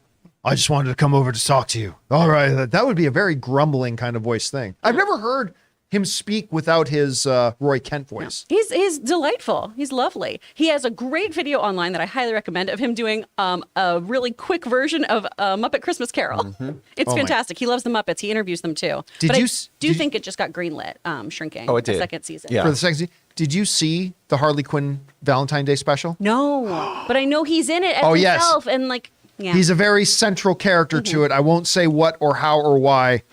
But if you like Roy Kent, love him. You got to watch that. Love him so much. Literally, Roy Kent is every effing where. Yeah, he's there. Who's there? Who's there? Roy Kent. All right, what's next? From Stubble McShave, I wonder how HBO adapts Harry Potter. The later books are big enough to be adapted to a season, but the first and second books are rather slender books. They're more or less adapted word for word in the movies, and I don't know how they adapt them without creating new material. What I've read from some Harry Potter, because I've not read the Harry Potter books. I'm going to be straight up about that. But I've read some Potter folks who are big fans have written to me and said, there are so many themes that could have been explored, though. There's so many things in the books that can be explored further that the movies just kind of abandoned or didn't want to go into. And so I've heard from some Potter fans that you absolutely can develop these into season-long things. Now, remember, we're not talking about traditional television where we're talking 22 episodes. We're probably talking about 8-episode seasons, right? So, again, as somebody who hasn't read the books, I'm just relying on what other people who have read the books are telling me, which are saying there's a lot of thematic things in there that you can definitely explore. So we'll see how that goes. All right, what's next? From Funny Guy, John, spoilers ahead. Viewer mutes video. YouTube captions on. Oh, Yeah, no. we should probably also tell people say, hey, if this spoiler warning is here, mute it. But we should also tell them you might want to turn off your closed Yeah. captions as well. Oh man. All right, what's next? From Gandalf's ear. So who's saving Mando next week? Bo-Katan again? Hey, you know what? Let's throw in some member berries and just have Ahsoka and Luke show up. Because why not? At this point, only Force users can defeat Gideon's forces. I mean, that would be pretty dope, though. I mean, look, one of my criticisms of this show that I love, Mandalorian. I mean, yes, season 3 has been a bit of a struggle, but I love this show. I love season 1. I love season 2. But as somebody who loves them, yeah, they quite often get pretty lazy. Just have Luke show up. And I got very excited about seeing Luke. I don't want to be hypocritical. I loved seeing Luke, but have Luke show up. Have this person show up. I got a feeling something's going to happen with that. I don't know, man. Din was pretty badass that last episode. And yes, when Din was surrounded alone, trying to fight 30 of these troopers in Beskar armor by himself, eventually he got subdued. That's not a knock on the character. That's not jobbing the character at all. But listen, the one character they've had, I heard some people complaining, well, they're focusing a lot on Bo-Katan. Well, if you understand Star Wars and know who Bo-Katan is and her place in the lore, it's like doing a movie about Sir Robin. And if Sir Robin comes across King Arthur, well, guess what? King Arthur is going to be a more dominant presence when King Arthur's around. Doesn't mean it's not Sir Robin's show. Brave Sir Robin? Oh, yes. He bravely ran away. When danger reared its ugly head, Sir Robin bravely turned and fled. Brave, brave, brave, brave Sir Robin. Bonus points to anybody who knows what that's from. But, I mean, that's what's going to happen. Bo-Katan is king. There it is. Yes. Right there. Bo-Katan is King Arthur in this situation. Yeah, it's a show called The Mandalorian. You're going to talk about the leader of the Mandalorians at some point. Yeah, so I'm totally cool with it. And if anybody is going to save Din's ass, by the way, I have a problem when the heroes like Jason's or Steven Seagal movies where Steven Seagal just rips through everybody, never has to be helped, never has to be saved, all that kind of stuff. I have a bit of a problem with that. So if you're going to have Din have weaknesses and not be impervious to everything, you could do a lot worse than saying either Boba Fett needs to rescue him sometime or Bo-Katan needs to rescue him sometime. And let's not forget, he's had Bo-Katan's back in previous seasons too. So I think it's perfectly good. All right, what's next? Sounds more like Star She-Wars to me. My Dog's Slave.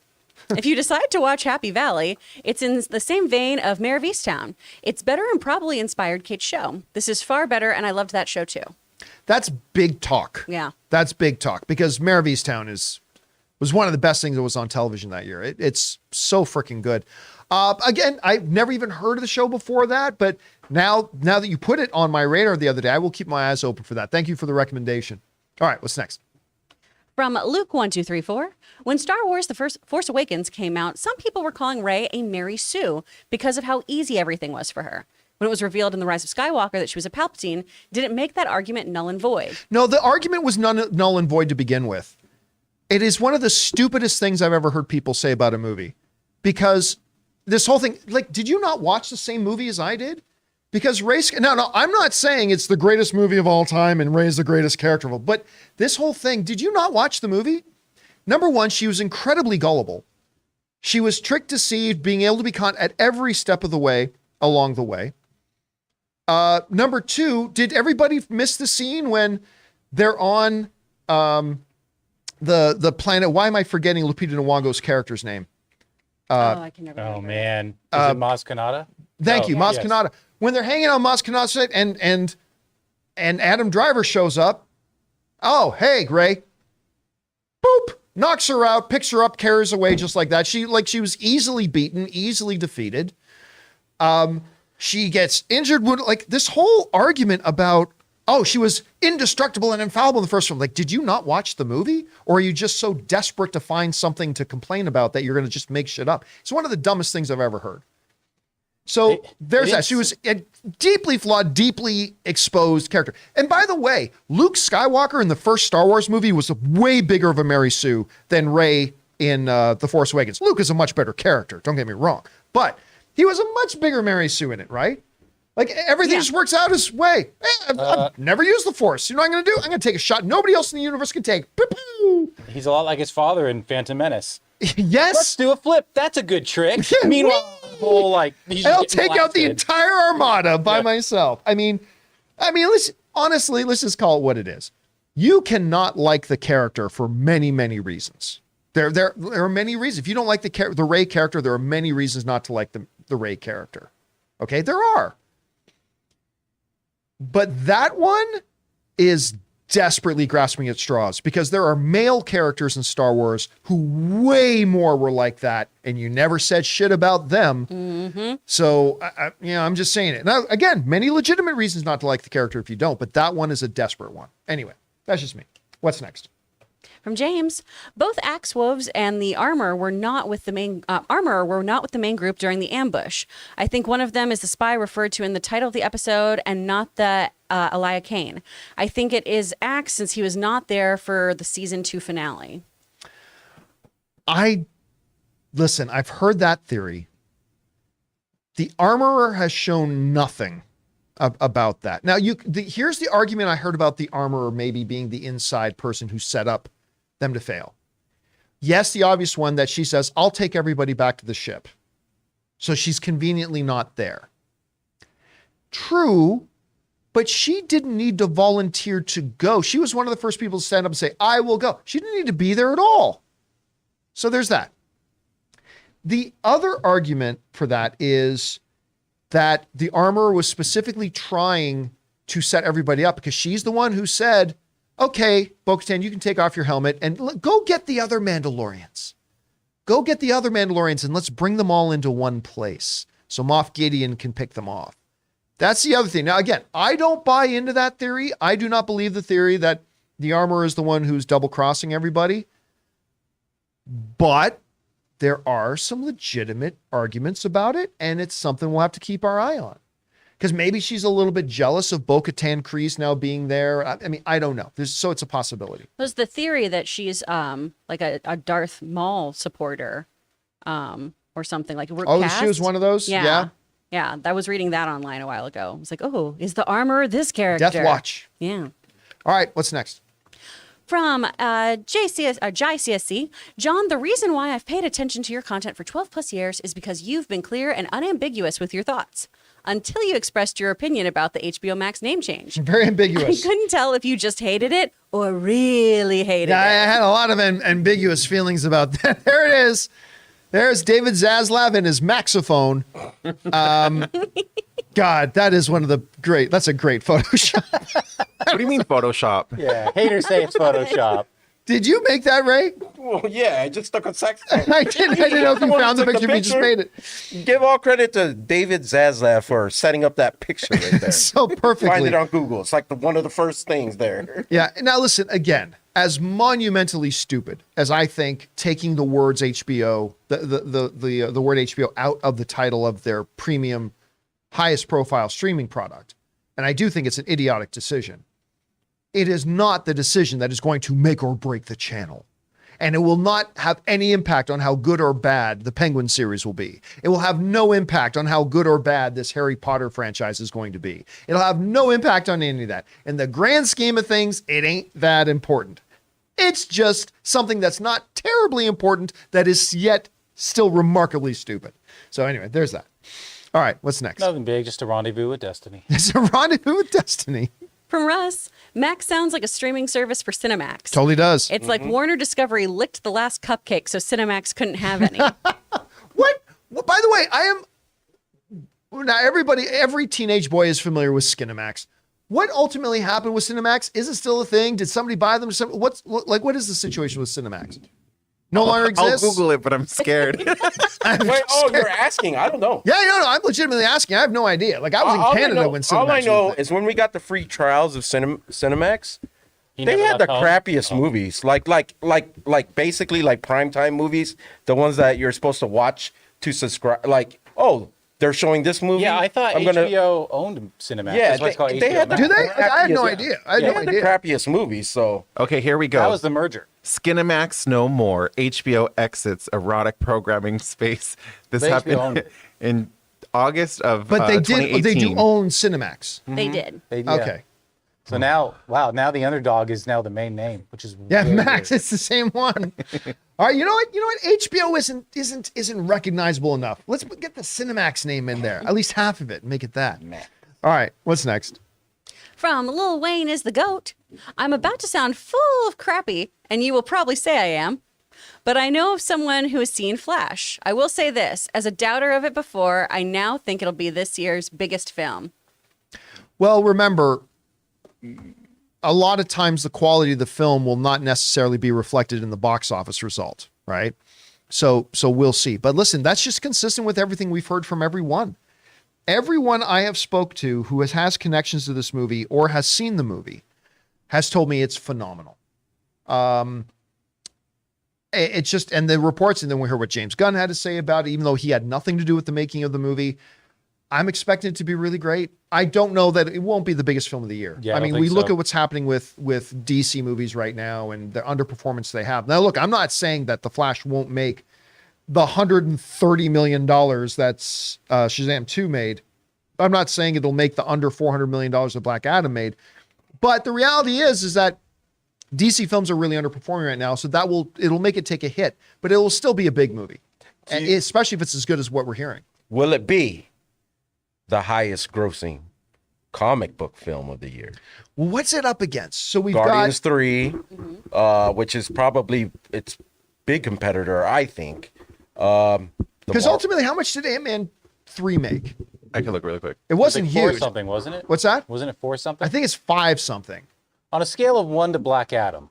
Or on a scale of Black Adam to 10. Yeah, there you go. I think it made 474. Black Okay, so it Adams. never got to 500 million. Black Adams. 475 Black Adams.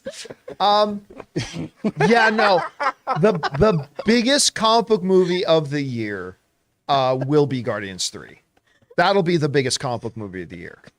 Now, how much Guardians 3 is going to make, I couldn't tell you. I don't know if it's going to make $1 billion or not, but it You will want be. to have a little friendly bet on that? Yes.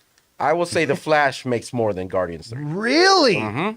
How much do you think The Flash can make? I'm not going to say any of that because I don't know crap. But I do know that it might make more. It might. I know. I do know. I'm almost 100% positive. certainty that it might. Friendly bet like So it's essentially Definitely maybe. over under Guardians 3. Yeah. I'm gonna up You're your saying 10 over. to $15 that 15 Flash bucks? will win. That's at least to buy. That means we could say, hey, you bought my lunch today. Because Okay, that's we're the- going to know soon because The Flash comes out soon. We're going to see The Flash. Yeah. Oh, hell, But guys. it We're going will to see The make- Flash in 2 weeks. It will make. Some of us are. Well, It will not make me. more than Guardian. You Let's think make that bet. All right, Lunch I'll make that bet. for lunch. We won't do anything embarrassing or hot toy-ish or anything like that. Okay. We'll just do a little friendly bet. All I right. believe The Flash will make more. All right. Or it will be the highest It comic might, book film this year. it might be the better movie of the two, which who would have thought we'd be saying that a year ago? Yeah. But it might end up being the better movie. I still think Guardians is going to be the one that makes more. Okay, let's find out. All right. Actually, put up a poll, Ray. Yeah, put a poll up. Put up a poll. Which will make more money, Guardians 3 or Flash? And we'll check in on that when we get to the end of our viewer questions. So I want to know what you guys in the live chat think about that. All right, let's keep on going here. What's next? Listen, in the Emperor's new clothes, everyone tells the Emperor his outfit is really great and it's amazing, and he's running around nude, and that's how I feel about this. All A right. bunch of bullshit, and it doesn't exist. Hey, don't say that P. so loud around Ezra. Yeah. By the way, Oh, no. can I just throw this? So you mentioned Ezra. I love John Oliver, and he was doing a recent. His recent thing was on HOAs and how evil they are, and he showed this clip of a HOA president saying, "Get away from me!" to a reporter trying to talk. Like, "Get away from me!" He goes, "Wow, that's a really aggressive. Get away from me." The only time I've heard it that aggressive is citizens of Hawaii when they see Ezra Miller approaching. I'm like, John Oliver, you're a treasure. I love him. HOAs, man. The kingdom of HOAs They're are evil. the kingdom of Karens. I still remember, I can't remember if we talked about this on the show before. I still remember I saw this video like a couple of years ago where like an HOA mandated that all houses in their neighborhoods had to leave their garage doors open because they were afraid some people might be renting out their garages for people to live in their garages. And like the people who own the houses like, but I keep valuable things locked away in my garage. Doesn't matter. You have to have your garage open. All you'd have to do is open it once in a while to show them, and then like. I'm just telling you, man. Everything I read about HOAs are violent evil. Yeah. Violent. I will never, ever, ever will buy I. a house in an HOA. Nor will I. Ever. Anyway. Okay. What's next? Ooh, I'm losing. Ugh. What's the poll say right now? Right now, Currently, it's 44. Guardians 56 56. for Guardians. Actually, I'll be honest with you. That's closer than I thought. I thought it would be like Guardians by 80%. So okay. All right. Let's keep an eye on it. All right. What's next? From Kevin P. Hey, John. My girlfriend and I just finished Netflix's Beef, easily in my top 5 shows of all time. Jake Schreier and Lee Sung-jin made an incredible show. Now, with the 3 of them attached to Thunderbolts, it's jumped to the top of my most anticipated films, MCU or not. I have not watched it. I didn't think I would be tremendously interested in it, but I've heard nothing but Why absolutely does it phenomenal sound things so about familiar? it. It's Ali Wong. I'm so No, glad. man, no, the show. I'm so glad I was not drinking coffee in that moment. Why does beef sound so familiar? I read something about beef. There's Baloney Jim, and he's got a cousin. And it's I'll tell you Bobby later. Beef. We all sound the same with beef in our mouth. We all the same. Hey man, we all the same with that When you have beef. Man, I'm Why are trying. you laughing? We're all I'm the trying same. so hard to What not accent? say something. Right. All right. No, I read something about this. It's with Ali Wong. Hey man, don't worry, we're all the same. Chris, have you heard of beef? The I am familiar with Beef. Where's the beef? Netflix show, right? Yeah. So is it like a reality show? No, it's Ali Wong and Steven Yeun, and they are both people with anger management issues. Oh, That You anger have management. beef with one another. I will watch this. Yeah. That, by the way, I'm sorry. Ray said something yesterday off camera that we can never repeat. No. That he just kind of alluded to. That God, I wish I could tell you what it was, but I really, really can't. Well, you know what? My career's over. Okay, what's All right. next? So who's winning that poll? Well, so far it's a landslide. It's literally 60-40 right now. All right. Really? Okay. Yeah. And you picked the Flash, right, to make more? No, I picked Guardians to make. This is what I Gaslight live him into with. thinking that. All right, what's next? From Unwittingly Dull. Hi, John. I'm really excited about the new Game of Thrones series being greenlit at HBO. I think you and many viewers will like it. The Duncan Egg novellas is a lone wolf and cub, like Mando, Last of Us, type story where they do adventures wandering the 7 kingdoms. Listen, there's a big world of difference between how good a book is and how good it's translated onto the screen. We've seen so many movies and shows that were based on terrific books and ended up being terrible. So we'll see. I mean, listen, they've got several things going. They got more seasons of House of the Dragon coming. They've got Aegon and his sister wives. And they've got now this new one that they've announced. And listen, if HBO takes the same care for excellence that they've done with the other ones, we could be in for something really special. All right, what's next? From Anonymous. John, you really need to get back on Superman and Lois. This latest Keep hearing episode that. was so good. This new episode has been fantastic so far. Everybody has been telling me, and I will get caught up on Superman and Lois once I found out that they definitively separated it from the CW Arrowverse, and it's not the same Superman that we saw them having job to Supergirl before. So I will get back on it. I've got a lot of things I'm trying to watch. It's on Max, baby. Is it On Max. That's on Max? No, it's not. I think is it on Max? Well, I thought they get all the CW. should Well, that's be the on place there. to watch HBO, right? So Oh, really? I thought I it think was you can Max. watch it on there, but they also have a CW app. Because that's what I Oh. watch. Yeah, I on. don't know that Superman and Lois is available on Or it Max might be yet. Netflix then? I don't know. No, it's not Netflix. I think it still might just be on CW. Yeah. All right, anyway, what's next? $20 from my dog Slade. Oh, thank you, man. I appreciate the support, dude. Yesterday was my first tips to your show. Oh, thank you so much. As a teacher, I don't get time to see your shows live. The program is great. No toxicity or hate. Instead, you have healthy, constructive debates. Unless and then Well, Thank you for creating this podcast, which doesn't alienate people. Aw. Unless, of course, you're a big fan of the name Max. Yeah. Then I might be a And little then bit we're alien. real fucking Max mean. and me. We have beef with Matt. Might be a little bit alienating there. Anyway, thank you so much. Thank you for watching our show. And hey, listen, seriously, thank you for being a teacher. There is no bigger disparity between how important of a role in our society is versus how little respect they get in our society, is the role of teachers. So thank you for what you do. All right, what's next? Thank you for being a friend. From Dante Serecchia. Hey, crew, been a while. Hey, Dante. Hey, I'm Dante. going to see Renfield on Friday. Sorry, bud. And The Pope's Exorcist on Sunday. What movies are you seeing this weekend? Also, Superman the movie is back in theaters for the next few days. I may go see that for the first time on the big screen. Bring on the filthy. Yeah, the two that you mentioned. So I'm going to go see Renfield tonight, and I might try to double feature it up with The Pope's Exorcist. Although I might have to wait until Sunday to watch it. I'm not 100% sure. It depends on when I need to leave. But definitely seeing Renfield. I'm very excited about it. Although Chris saw it and she says it's not so good. It's not so good. I got to go to an advanced screening last night, which, first of all, I will say, Regal, you guys had some folks in there making sure no one was recording and stuff, and I totally get that. But the dude near us just stood next to us and stared at us the entire movie. You do and it look was- shifty in his defense. I'm such a shifty character. It was so off-putting, and was it made a my fan. experience so uncomfortable. But anyway, the movie, it's an hour and a half runtime. Yay for Ray. We love that for him. But it feels like we just completely skip the second act and go straight into the third, and nothing feels earned. And it's just like, oh, we got to wrap this up. And it's just a waste of some really, really talented people and a really cool premise. Nick Cage's Dracula, though, really great. Well, I mean, listen, it did start off with like an 80-something%. It's dropped down to 60. Yeah. So And I'm still excited about seeing it. y'all know how much I love Ben Schwartz, so you know I'm being honest too. Really All wanted right. this to be better. What's next? From Corey Hensley, who also gives us a Thank $20 you, super Corey. chat. Appreciate that, man. So if you are reading this on Thursday, And we are. This evening, my girlfriend and I are going to see a 20th anniversary screening of Return of the King, extended cut. Get the coffee pot ready. We already got ready by binging the first two films over the weekend. I'm so glad they're doing the extended in theaters. Wait a minute. Is it the 20th anniversary of Return of the King? Yeah, we're old.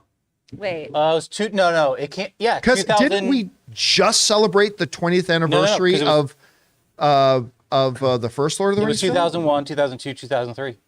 Oh my God. You know what else is celebrating its 25th anniversary What? this weekend? It's in theaters. Is The Big Lebowski? It's going to be the 25th I anniversary. mean, of that. but see, I kinda when I think believe of the that. Big Lebowski, Yeah. that feels like it was 25 years ago. When I think of Return of the King, that does not feel like it was two You know what? I'm decades so ago. glad we rewatched those Lord of the Rings movies. I didn't know how much I would appreciate them until When we did it for on Movie Club. I didn't realize how, because I was like he's saying, get the coffee ready. I thought I was the same. I was thinking the same. But as soon as I started each one of them, I was already sucked in and I didn't need anything. I watched them. They're so good. Yeah, they're some of the great greatest achievements in films ever. It's just so wonderful. All right, what's next? From Jelly Watts, Chris, hi, Muppets Mayhem. Muppets Mayhem. Oh, I'm so yeah. excited. So I got a bunch of emails this week from Disney Publicity, despite the fact that I've told them several times to take me off their fucking list. Anyway, I got a number of emails from Disney Publicity talking about several announcements for Muppets Mayhem. So what's exciting going on about Muppets Mayhem? So Muppet Mayhem is going to be a series on Disney Plus following the Electric Mayhem, the band that is featured in the Muppets. And it's going to be so fun. I love anything with the Muppets. And if you are getting press emails, John, about seeing the Muppets, going to see them early, doing any of that, Yeah.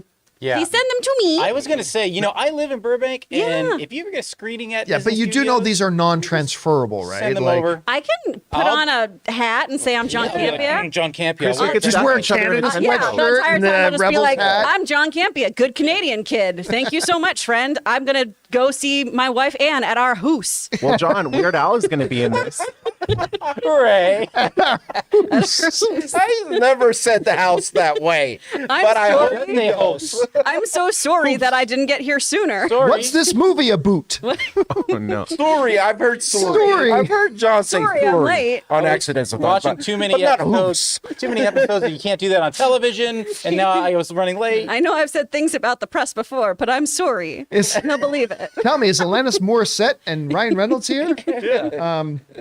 Yeah, actually, that was the big one. Maria I Canizevia? had put up on social media when I first got the invite to yesterday's Warner Brothers event, because I got it like a month ago, and I shared it on social media. This should be interesting. And they're like, "Are you gonna go?" I'm like, you know me, I don't go to any press stuff anymore. Then why don't you let Ray go or let Chris go? It's Oh, like, yeah, well, they're these aren't really- transferable. Like let you're not allowed to just Jonathan take them go. and give them to I'm all somebody in for else. that breakfast, though. Yeah. Yeah, all about the breakfast. I'm sure the breakfast would have been great. Yeah. All right, That's it. guys. And apparently that'll do it for today's episode of the John Campea Show. Thank you so much for being here, making this show part of your day. Big special thank you to all you guys who sent in those tip questions. Number one, because you gave us great fun things to talk about. But number two, you supported this channel as you did it, and all of us involved with the show. Thank you guys so much for your support. And don't forget, if you want to get a question or comment on tomorrow's show, you can start firing those in now. Just simply go to streamelements.com/JohnCampea/tip, and just maybe, if we deem your question to be appropriate for the show, you'll see it on the show tomorrow. All right, guys, that will do it for us for now. Please make sure you come back and join us for tomorrow's Friday's episode of the show. We'll all be here. We hope you will be too. Until next time, my friends, sorry.